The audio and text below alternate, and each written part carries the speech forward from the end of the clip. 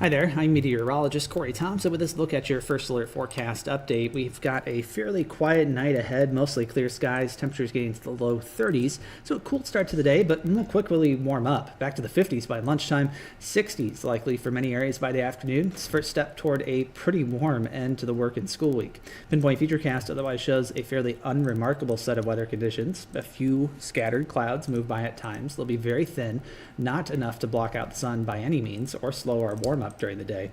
As we head toward later Wednesday night, winds begin to shift to a more southerly direction, and that with sunshine on Thursday will set up that warmer day leading into the rest of the week. In fact, temperatures by Thursday into Friday will be 25 to 35 degrees above normal. Friday has a pretty good chance at breaking records again in parts of eastern Iowa before we start to see them get a bit more bouncy for the rest of the 9-day forecast, a little down and then back up and then potentially back down.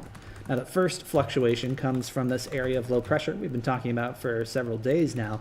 It will be on the stronger side, and as a result, we'll have some pretty strong winds with it associated near the surface, where we live, as well as in the upper atmosphere too. Those are a part of the ingredients that could go toward a thunderstorm chance later in the day on Friday. These will develop and track to the northeast across the area, especially during the afternoon and evening, and due to the strength of those winds, as well as just enough warmth and moisture, we could face a risk for some strong to severe storms. Now, later on Friday night into Saturday, cooler air gets involved. It will be fairly blustery on Saturday too. We may actually see a snowflake in parts of the north before that precipitation moves away.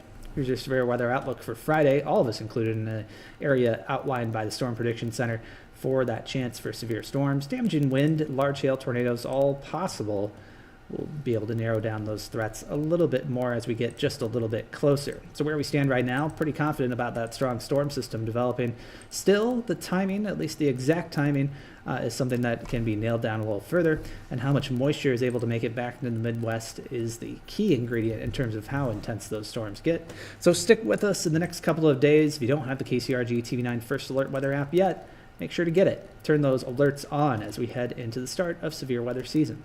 Fortunately, that's our only chance for severe weather at this point on our 9-day forecast. We will see cooler temperatures this weekend, fairly windy too on Saturday and Sunday. St. Patrick's Day, though, is looking pretty good. Starting off in the 20s, but 50s by the afternoon, and temperatures will be a little up and down next week. Slight chance for some showers on Wednesday. Thanks for watching this update.